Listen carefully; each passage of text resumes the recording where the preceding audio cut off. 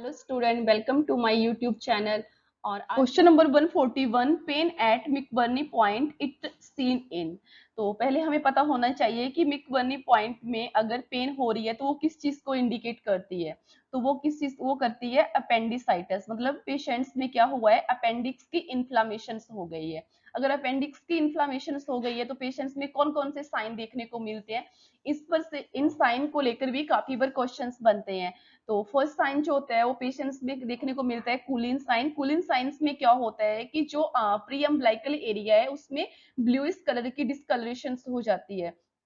इसके अलावा Robson sign देखने को मिलता है। रॉबसन साइंस में क्या होता है कि जब पेशेंट्स के लेफ्ट साइड को पाल्पेट करते हैं, left side of the abdominal palpate करेंगे तो राइट साइड में पेन होगी। इसके अलावा पेशेंट में पसोस साइन देखने को मिलता है। इसमें क्या होगा कि जब पेशेंट अपनी लेग्स को फ्लेक्स करेगा तब पेशेंट्स के अम्बिलिकल रीजन पे पेन होगा।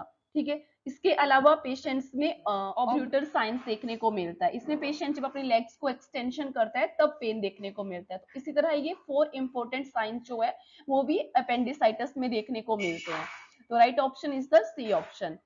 Question number 142. In gout, there is an accumulation of crystal in the joint which are made of calcium, magnesium, uric acid, ammonia. तो यूरिक एसिड सॉरी गाउट में जैसे कि आपको पता है कि गाउट में यूरिक एसिड्स का लेवल बढ़ जाता है और जिसकी वजह से वो डिपोजिट होना स्टार्ट हो जाता है ज्वाइंट में। तो right option is the C option, uric acid. Question number 143, which of the following is not a sign of the dehydration. नीचे दिए गए ऑप्शन में से बताओ कि कौन सा ऑप्शन जो है वो डिहाइड्रेशन को इंडिकेट नहीं करता है। First option dry skin absolutely indicate करता है डिहाइड्रेशन को। Option number be increase the skin turgor. जब डिहाइड्रेशन होगा तो पेशेंट्स की स्किन टर्गर कम होगी ना कि इंक्रीज होगी। Option number C hypotension. Hypotension जब भी बॉडी में ब्लड पानी का लेवल कम होगा तो हाइपोटेंशन देखने को मिलेगा। Option number D decrease the urine output. जब बॉडी में डिहाइड्रेशन होगा तो यूरिन आउटपुट कम हो जाएगी और उसके साथ में जो यूरिन है वो हाईली कंसंट्रेटेड हो जाएगा। तो according to option B is the right option. Question number 144. Which of the following is an example of gram-negative bacteria? Option A, Clostridium. Option B, Streptococcus. Option C, Salmonella. Option D, Staphylococcus. C option को छोड़कर बाकी जितने भी bacteria है ये सारे के सारे ग्राम पॉजिटिव बैक्टीरिया है। तो option number C is the right option because इन्होंने नेगेटिव बैक्टीरिया पूछा हुआ है। Question number 145, fluid accumulation of tissue is called. मतलब अगर पानी किसी हमारे टिश्यू बॉडी के किसी भी टिश्यू में अगर पानी भरना स्टार्ट हो जाए, और पानी भरना स्टार्ट कब होता है, जब ऑनकोटिक प्रेशर कम हो जाता है। हाइड्रोस्टेटिक प्रेशर से ऑनकोटिक प्रेशर जब कम हो जाता है तो बॉडी में क्या होता है, पानी का डिपॉजिट होना स्टार्ट हो जाता है। तो क्वेश्चन में पूछा गया है कि उस प्रोसेस को क्या कहते हैं, तो उस प्रोसेस को एडिमा कहते हैं। तो according to option first is the right option. Pleural effusion का मतलब तो है कि अगर लंग्स में पानी भर रहा है, अगर लंग्स में पानी इकट्ठा हो रहा है, ठीक है। और एसाइटिस का मतलब अगर अब्डोमिनल में पानी की कलेक्शन हो रही है। और कार्सिनोमा का मतलब क्या होता है कि अगर कार्सिनोमा का मतलब होता है कि अगर एपिथेलियल टिश्यूज का कैंसर हो जाए तो उसको क्या बोलते हैं, carcinoma. Question number 146, alpha 1 antitrypsin deficiency leads. Alpha 1 antitrypsin जो होता है वो एक तरह की प्रोटीन होती है, ठीक है। और ये हमारे लंग्स और लिवर को प्रोटेक्ट करने का काम करती है। तो अगर इसकी डेफिशिएंसी हो जाएगी तो या तो लंग्स में प्रॉब्लम होगी या लिवर में प्रॉब्लम होगी। तो अकॉर्डिंग टू ऑप्शंस देखते हैं। First bronchiectasis, option B emphysema, option C pulmonary oedema, option D bronchitis. तो right option is the B option. Emphysema में अल्फा 1 एंटीट्रिप्सिन एंजाइम की डेफिशिएंसी हो जाती है। Question number 147, deficiency difficulty in breathing is called. सांस लेने में problem होना उसको क्या बोलते हैं, डिज्निया। तो according the option C is the right option, dyspnoea. Option A bradypnoea. Bradypnoea का मतलब क्या है, रेस्पिरेटरी रेट का कम होना। एपनिया का मतलब क्या होता है, एब्सेंस ऑफ द रेस्पिरेशन, मतलब पर्सन को सांस नहीं आ रही है। Option D टैकीपेनिया। टैकीपेनिया मतलब कि रेस्पिरेटरी रेट का बढ़ जाना, 20 से अबव चले जाना। तो question number 148, which of the following is not indicated by increase the pulmonary blood flow, that is that is left to right shunting. Option A, atrial septal defect. Option B, ventricular septal defect. Option C, patent duct arteriosis. Option number D, tetralogy of the palate. Question में क्या बोला गया है कि जो नीचे दी गई statement है उनमें से बताओ कि कौन सी स्टेटमेंट है जो इंडिकेट नहीं करती है कि जो पल्मनरी ब्लड फ्लो है वो इंक्रीज हो जाता है, that is left to right shunting. तो अगर हम फीटल सर्कुलेशंस की बात करें तो फीटल सर्कुलेशंस में तीन बाईपास चैनल्स होते हैं। एक तो होता है डक्टस विनोसिस। डक्टस विनोसिस जो होता है वो किसको बाईपास करता है, वो लीवर को बाईपास करके इंफीरियर वेना कैवा तक ब्लड को लेकर जाता है। दूसरा बाईपास चैनल जो होता है वो होता है राइट एट्रियम और लेफ्ट एट्रियम। इन दोनों के बीच में फोरामेन ओवेल होता है जो कि ड्यूरिंग फीटल सर्कुलेशंस में राइट एट्रियम में से जो ब्लड है वो लेफ्ट एट्रियम में आने का काम करता है। इसके अलावा थर्ड जो बाईपास चैनल्स होता है उसको बोलते हैं डक्टस आर्टरियोसिस। ये किसके और किसके बीच में होता है, तो ये पल्मनरी ट्रंक और एयोर्टा के बीच में होता है। क्यों होता है, क्योंकि लंग्स जो है वो बच्चे के मिच्योर नहीं होते हैं, तो उसकी वजह से ब्लड जो है वो राइट वेंट्रिकल्स का जो ब्लड है वो पल्मनरी आर्टरी से एयोर्टा में चला जाता है। ठीक है, तो अगर हम अकॉर्डिंग टू ऑप्शंस देखें तो D option is the right option. Tetralogy of Fallot में जो है वो ब्लड फ्लो, पल्मनरी का ब्लड फ्लो इंक्रीज नहीं होगा इसमें। Question number 149. Name the condition in which bleeding usually originate in the subpenile germinal matrix region of the brain with extension into the ventricular system. Option A, retinopathy of the prematurity. Option B, leukomalacia. Option C, necrotizing enterocolitis. And option D, preventricular hemorrhage. So right option is the D option, the preventricular hemorrhage. Question number 150. Gases exchange take place in the, मतलब जो हम सांस लेते हैं inspiration और expiration, तो उस time जो गैसेस है वो चेंज कौन से प्लेस पे होती है, तो रेस्पिरेटरी के एल्वियोलाई में गैसेस एक्सचेंज होती है। तो option number A is the right option. Question number 151. Bronchopulmonary dysplasia is currently referred to as option A bronchitis, option B bronchiectasis, option C chronic lung disease, option D acute lung disease। 151 का जो right option है वो क्या होगा, option C chronic lungs disease. Question number 152. Normal blood pressure is consider, तो normal blood pressure तो हम सभी को पता है कि 120/80 mm of Hg होता है, तो right option is the A option. Question number 153. The phenomena where a newborn has an excessive birth weight of more than 4000 gram is called. तो जो इंडियन वुमेन होती है उनका जो न्यूबॉर्न बेबी होते हैं उनका नॉर्मल वेट होता है 2.5 से लेके 3.5 ग्राम। अगर 2.5 से कम में तो वो लो बर्थ वेट में कंसीडर होता है, और अगर 3.5 से अबव वेट है तो वो मैक्रोसोमिनिया में आता है। तो according to the option B option is the right option. Question number 154. The premature fusion of one और मोर क्रेनियल suture इधर मेजर और माइनर इज कॉल्ड। तो option number A hydrocephalus. Hydrocephalus का मतलब क्या होता है कि एट बर्थ में बच्चे का जो सेरेब्रल स्पाइनल फ्लूइड होता है उसका लेवल नॉर्मल से ज्यादा होता है, जो कि अगर हम नॉर्मल की बात करें सेरेब्रल स्पाइनल फ्लूइड की, तो वो 720 ml जो है नॉर्मल कंसीडर करते हैं, लेकिन जो कंस्टेंट अमाउंट होता है वो 120 ml ही होता है।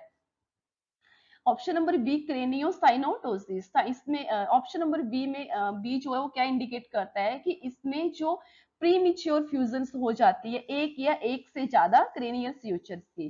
तो B option is the right option.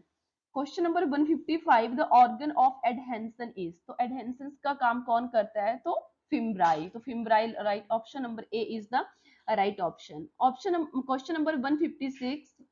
A breathing disorder resulting from using immaturity and lack of alveolar surfactant is known as option A ischemic hypoxia, option B cyanosis, option C respiratory distress syndrome, and option number D transient tachypnea of the newborn।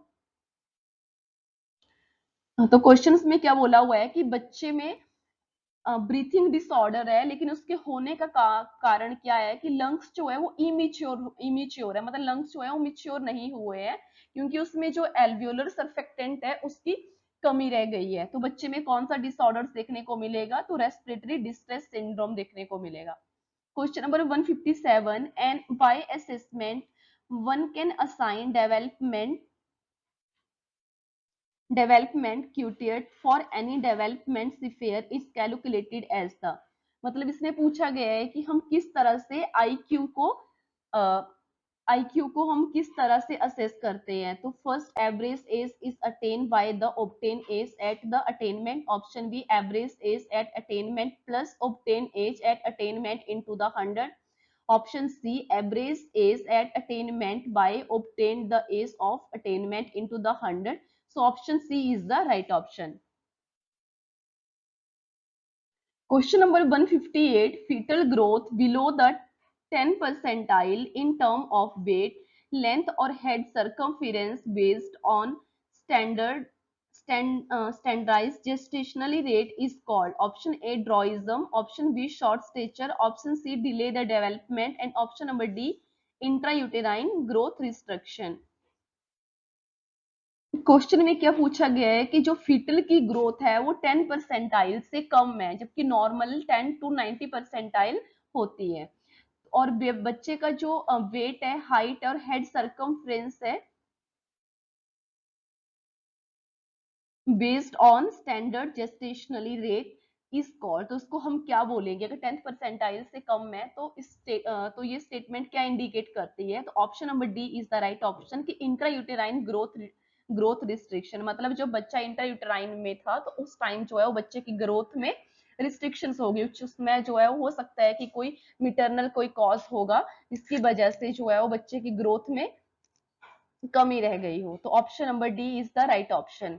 Question number 159, the cell wall deficient bacteria is. Option number C is the right option, mycoplasma.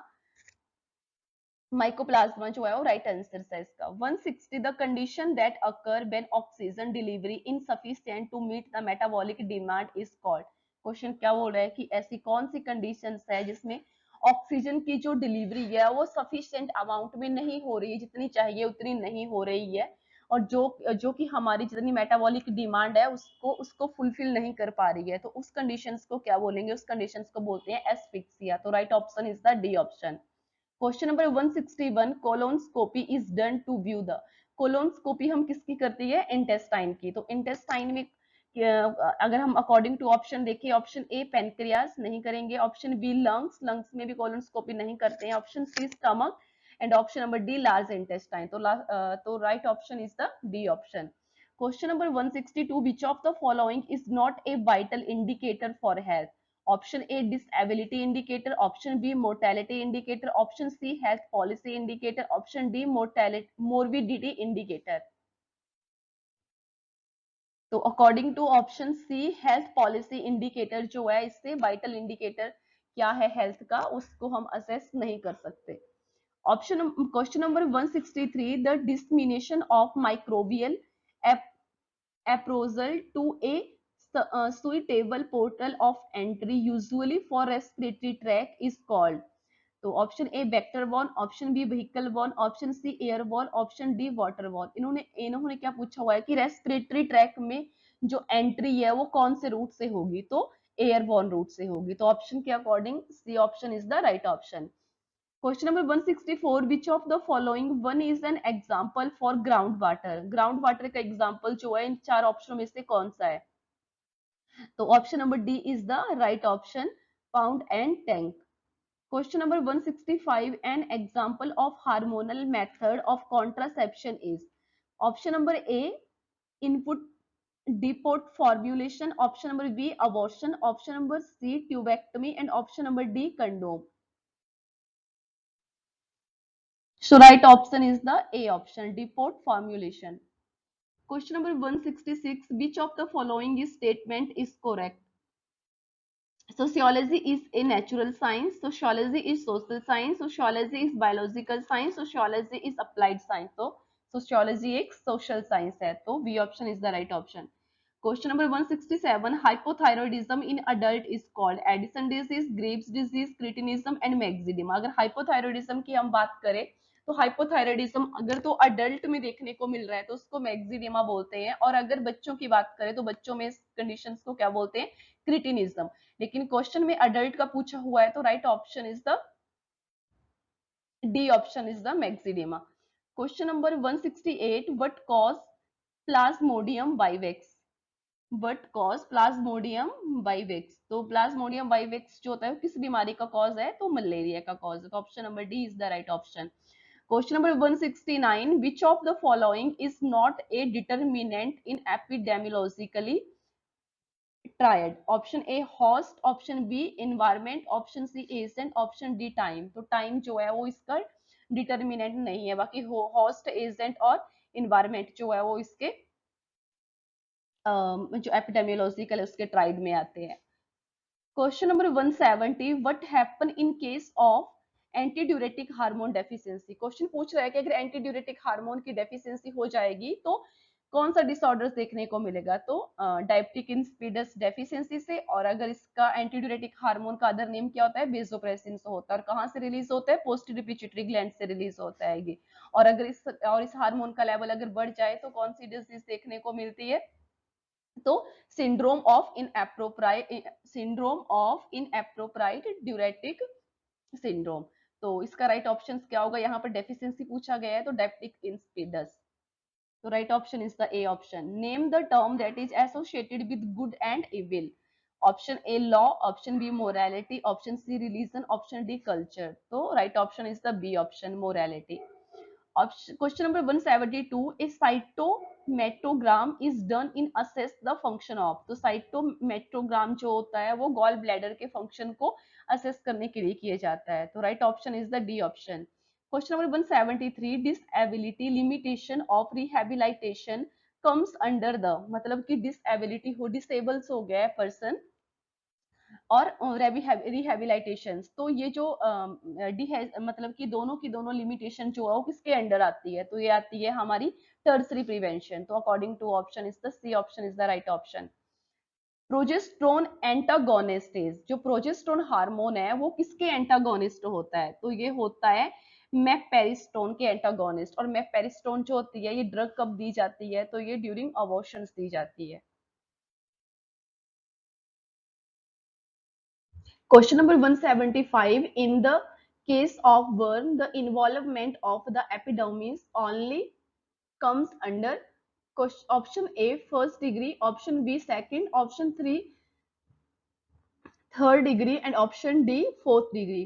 Questions की statement क्या बोल रही है कि कौन सी degree का burn है जिसमें ओनली और ओनली एपिडर्मिस ही इंक्लूड होती है? तो फर्स्ट डिग्री बर्न में स्टूडेंट एपिडर्मिस ही इंक्लूडेड होती है। अगर सेकंड की बात करें तो उसमें एपिडर्मिस और डर्मिस दोनों इंक्लूडेड हो जाते हैं।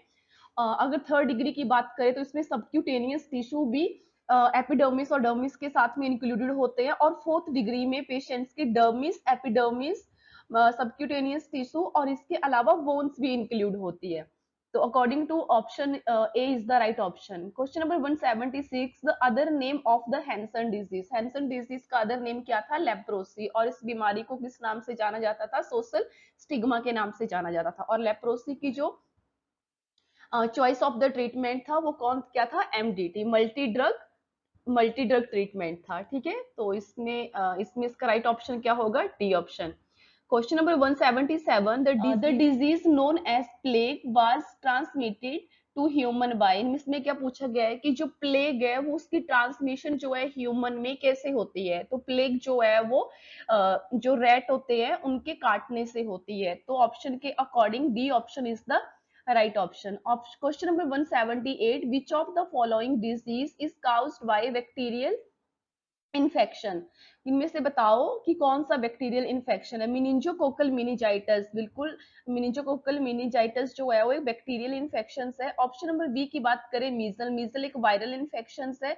ऑप्शन नंबर सी जर्मन मीजल, ये भी एक वायरल इन्फेक्शन है। ऑप्शन डी इन्फ्लुएंजा, ये भी वायरल इन्फेक्शन है। तो एक्सेप्ट ऑफ द ए जो है बाकी सारे के सारे वायरल इन्फेक्शन है। तो उन्होंने बैक्टीरियल पूछा हुआ है तो right option is the A option. Question number 179, which of the following fall under the experimental study?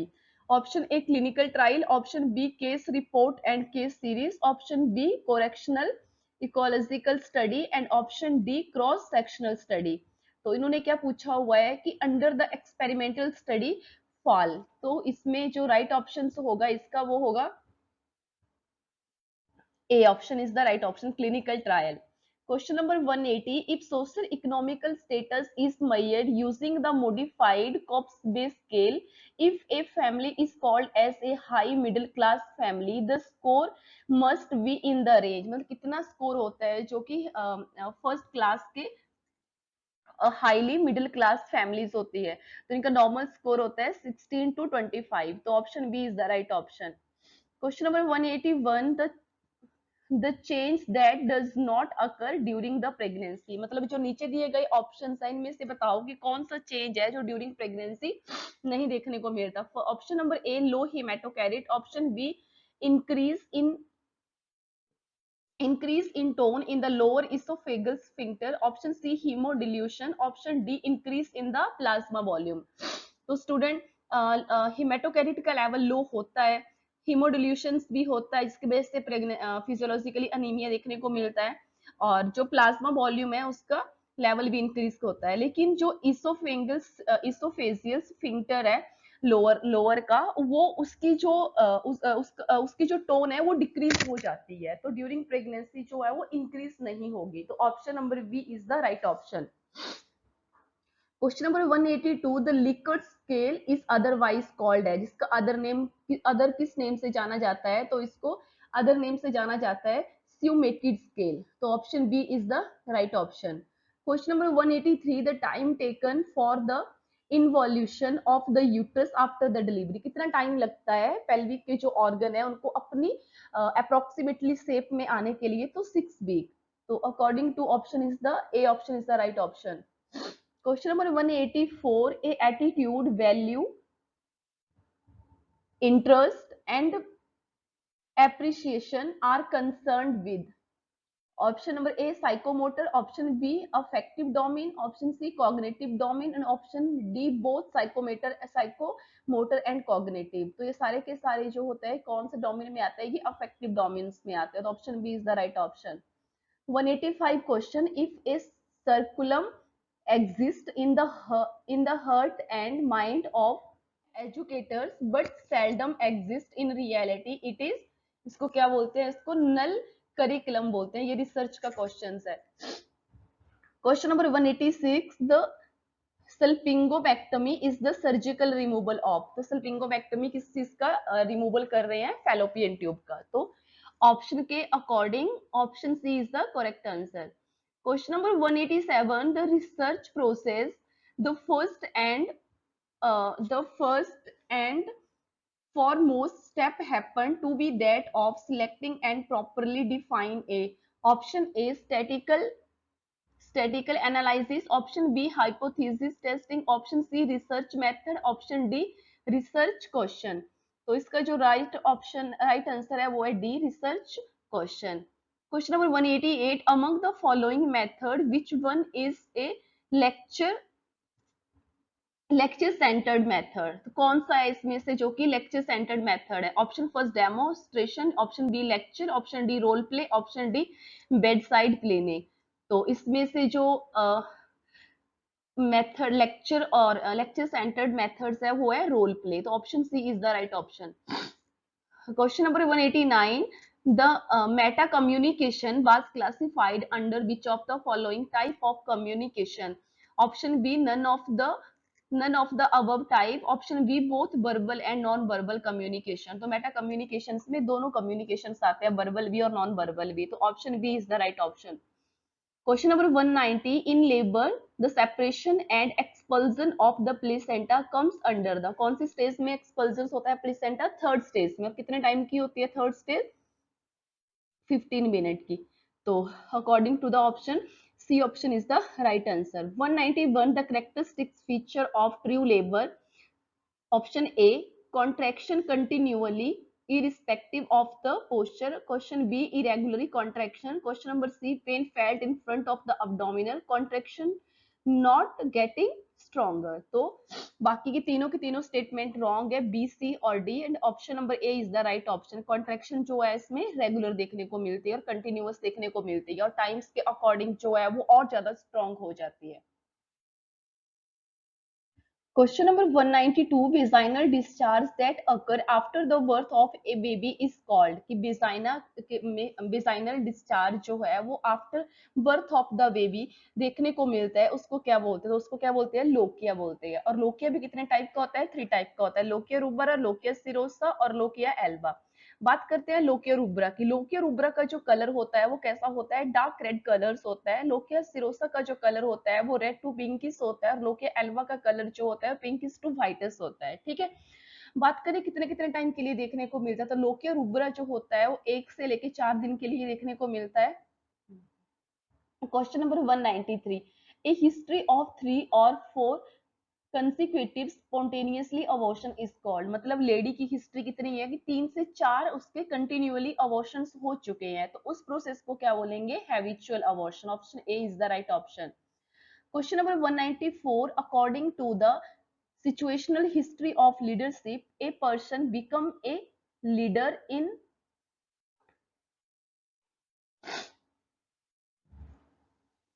A person become a leader in spite of himself. He does not seek the role.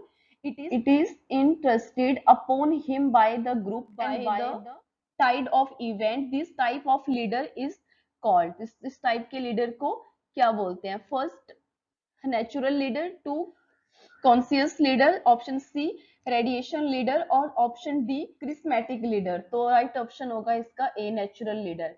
Question number 195, the earlier biochemical marker of pregnancy का क्या होता है? तो जब early जैसे ही fertilisation की process होती है उसके 1 वीक के बाद जब टेस्ट किया जाता है तो उसमें सबसे पहले HCG हार्मोन को देखने को मतलब HCG हार्मोन देखने को मिलता है, तो option C is the right option. Morula is the stage of the morula जो स्टेज होती है वो कितने सेल्स की स्टेज होती है? तो वो 16 सेल की स्टेज होती है, और ये कैसे देखने को मिलती है? एक मलबरी शेप की देखने को मिलती है ये। और ये प्रोसेस कब चलती है? जब फर्टिलाइजेशन होती है। सबसे पहले एक सेल्स बनता है, उसके बाद 2 सेल्स बनते हैं, उसके बाद 4 सेल्स बनते हैं, उसके बाद 8 सेल्स बनते हैं, उसके बाद 16 सेल्स बनते हैं। तो इस तरह से इसकी प्रोसेस चलती है। Question number 197, a treponemal test done to diagnose, treponemal test जो होता है वो किस चीज को डायग्नोज करने के लिए किया जाता है? तो ये सिफिलिस को डायग्नोज करने के लिए किया जाता है, तो ए option is the right option. Question 198, in a hierarchical line of command which is responsible for making non-programmed decision in every organization is called option number A, staff nurse. Option number B, chief nursing officer. तो option number B is the right answer. 199, fever, tensity, disturbed sleep and disturbance of the mood are seen during the period of menopause, gestation, ovulation या hyper emesis. तो patients को क्या है? Fever भी है, उसकी वजह से उसकी स्लीप भी डिस्टर्ब हो रही है, डिस्टर्बेंस हो रहा है, मूड भी। तो ये सारी की सारी प्रोसेस जो है वो कौन सी कंडीशंस में देखने को मिलेगी? तो hyperemesis. Option D is the right option. Question number 200, what is called a fetal head when the vagina open during the labour? जब बच्चे का हेड जो है वो बेजाइना में देखने को मिलेगा तो उस प्रोसेस को क्या बोलते हैं? उस प्रोसेस को बोलते हैं क्राउनिंग। तो option C is the right answer. So thank you guys. अगर आपको कोई भी डाउट लगे जो मैंने आपको क्वेश्चंस बताए हैं तो आप प्लीज कमेंट में लिख सकते हो।